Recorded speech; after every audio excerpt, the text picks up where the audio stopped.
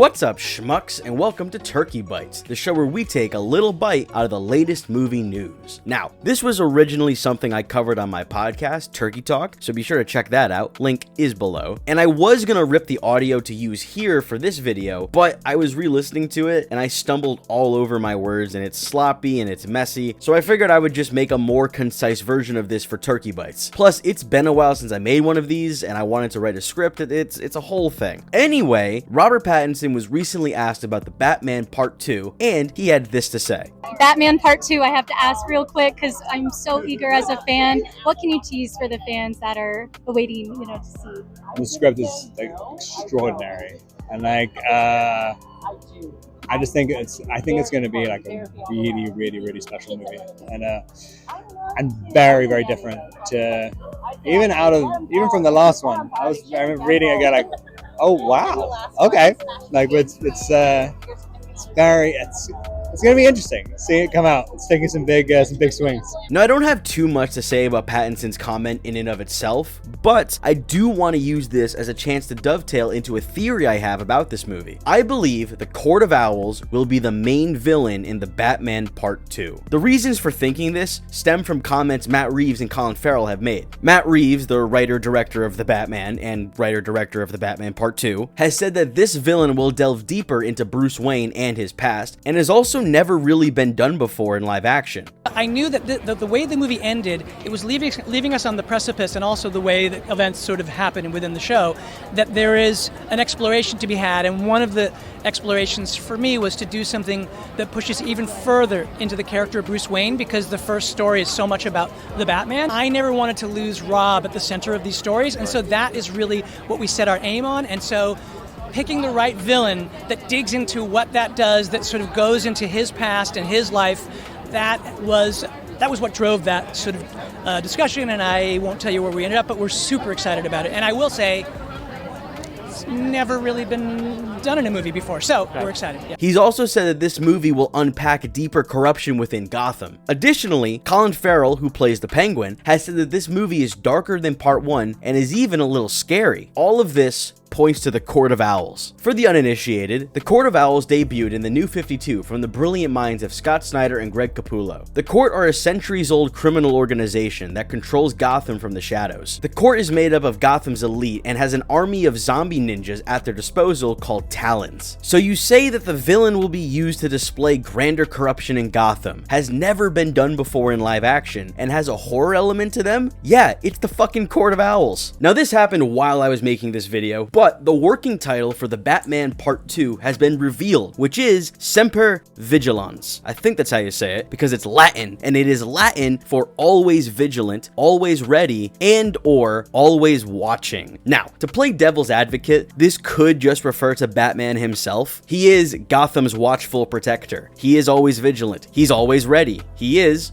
always watching. But this could also refer to the Court of Owls, and I hope that it does. In the comics, the court has a nursery rhyme to accompany their mythic status, which reads, "Beware the Court of Owls that watches all the time, ruling Gotham from a shadowed perch behind granite and lime. They watch you at your hearth, they watch you in your bed, speak not a whispered word of them, or they'll send the talon for your head." Did you catch that? The Court of Owls that watches all the time. Working title is Latin for always watching.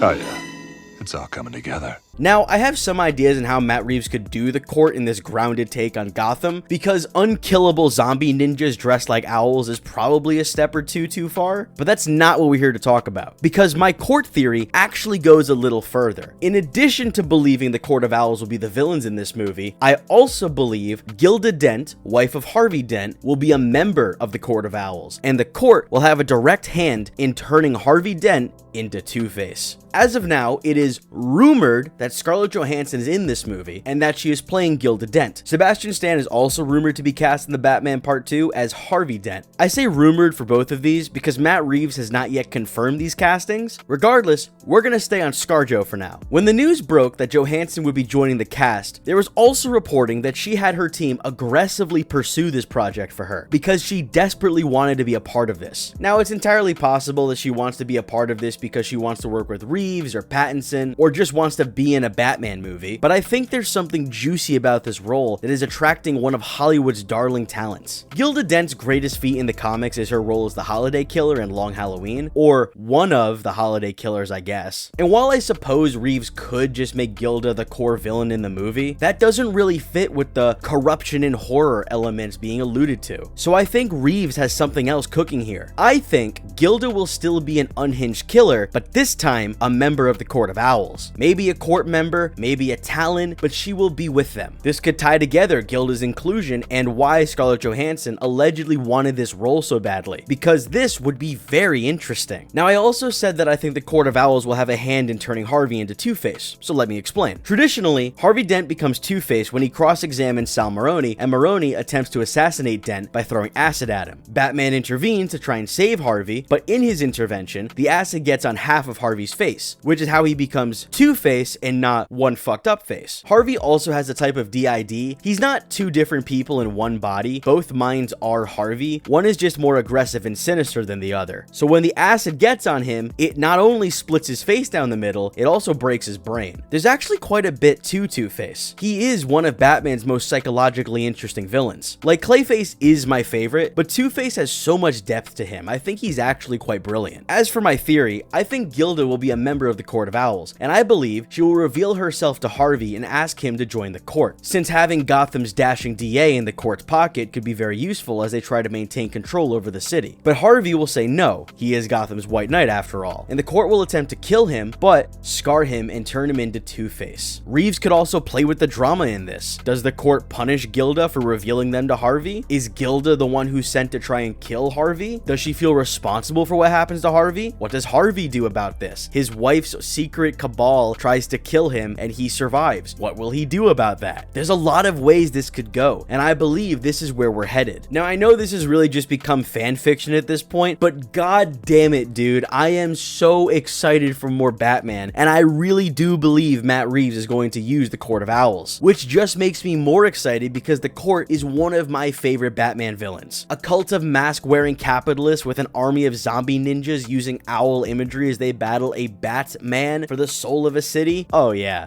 That's delicious. But what do you think of my theory? Do you have any theories for the Batman Part 2? And who's your favorite Batman villain? I would love to hear what you have to say. Yes, you specifically. But anyway, that's going to do it for this episode of Turkey Bites. Thank you so much for watching. Be sure to leave a like and subscribe and all that good stuff. Check out my podcast, Turkey Talk. Link is below. And that is all. I hope to see you in the next one. Have a nice day. Bye!